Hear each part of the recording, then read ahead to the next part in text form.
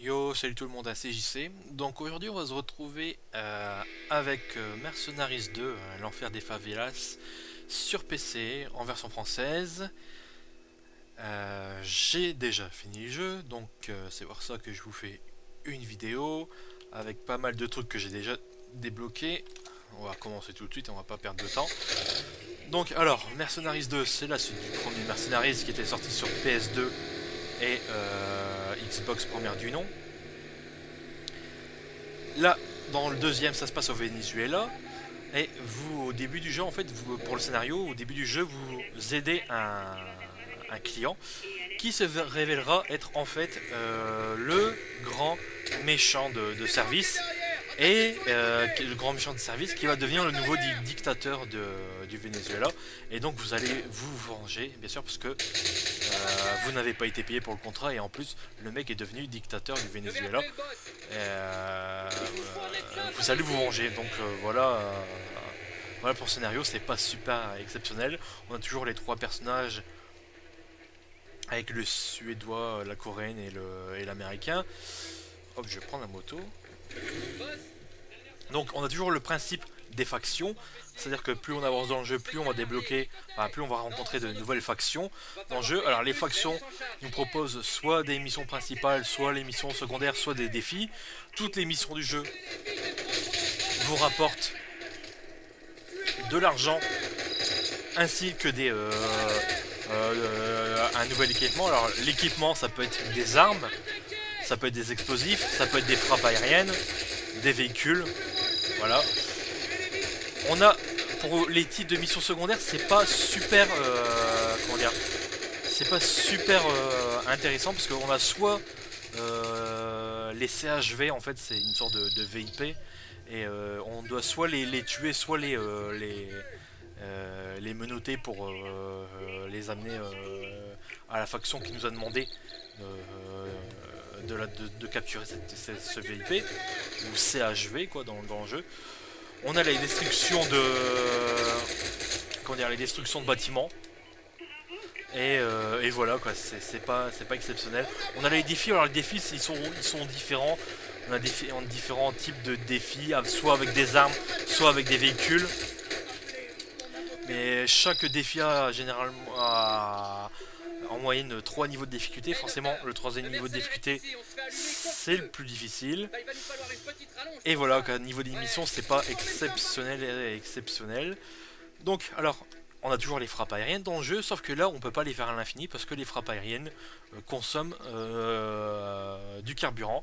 Et pour avoir du carburant, et ben tout simplement, on vole des citernes de carburant en les marquant comme ça. Et ensuite, je demande ramassage de ressources. Hop, j'envoie un fumigène pour que mon hélicoptère puisse aller chercher le carburant.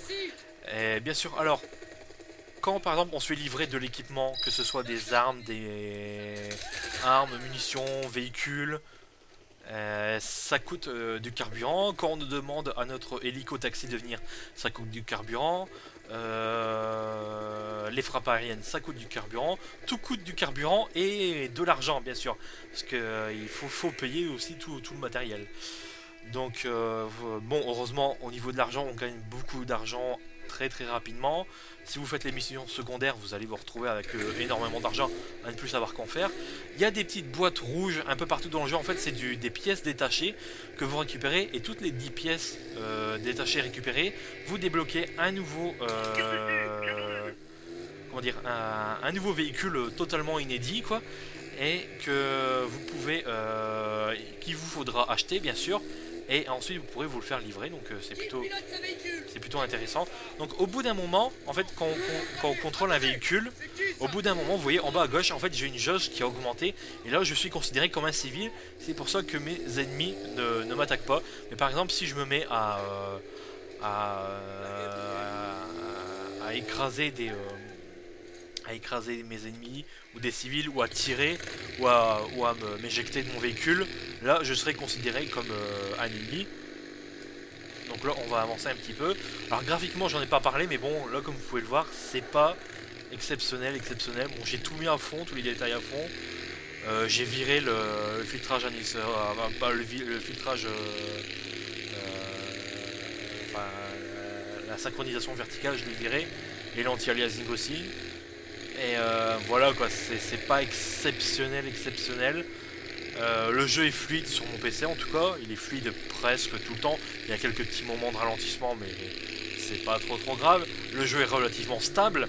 Il m'a planté quelques fois dans la gueule, mais enfin, les plantages c'est généralement quand il y avait de la grosse action à l'écran et donc l'ordinateur il arrive plus à suivre, donc plantage. Mais bon, le jeu est relativement fluide.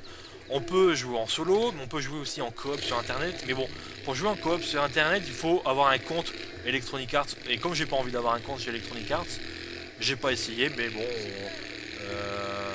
le solo, enfin je veux dire le multijoueur en coop, il peut rallonger un tant soit peu la durée de vie qui est quand même assez courte. Hein, la durée de vie du jeu qui est quand même assez courte si on se contente de faire uniquement les missions principales du jeu.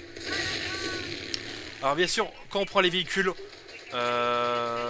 généralement les véhicules à 4 roues, il se passe rien, enfin on suffit de les prendre. Mais si on prend les gros véhicules comme ça, on a le droit à des QTE. Et il faut appuyer sur le bon moment, sur le bon bouton au bon moment. Et voilà, hop, on a le QTE. On peut aussi voler, voler comme ça. Enfin, on peut piloter et voler tous les véhicules du jeu, aucun problème.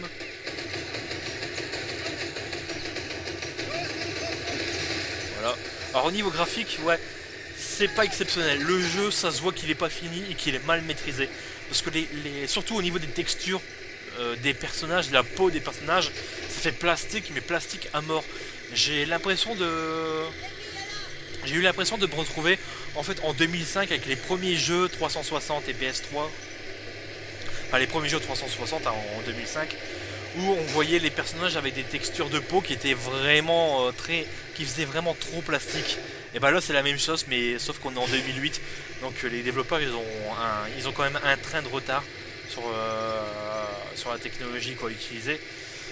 Et c'est pas exceptionnel. La distance de vue est bonne en tout cas. La distance de vue je l'ai mise au maximum. La distance de vue est quand même assez impressionnante. Le jeu est fluide, en tout cas sur mon PC il est fluide.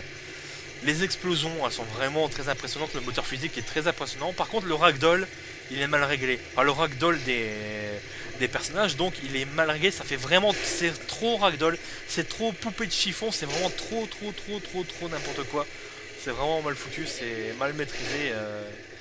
Il y a des décors super beaux. Il y a des décors super moches.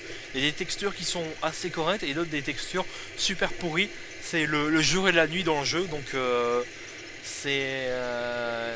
voilà, c'est mal maîtrisé. Le jeu est peut-être sorti trop tôt quoi. C'est vraiment dommage. Donc là j'ai une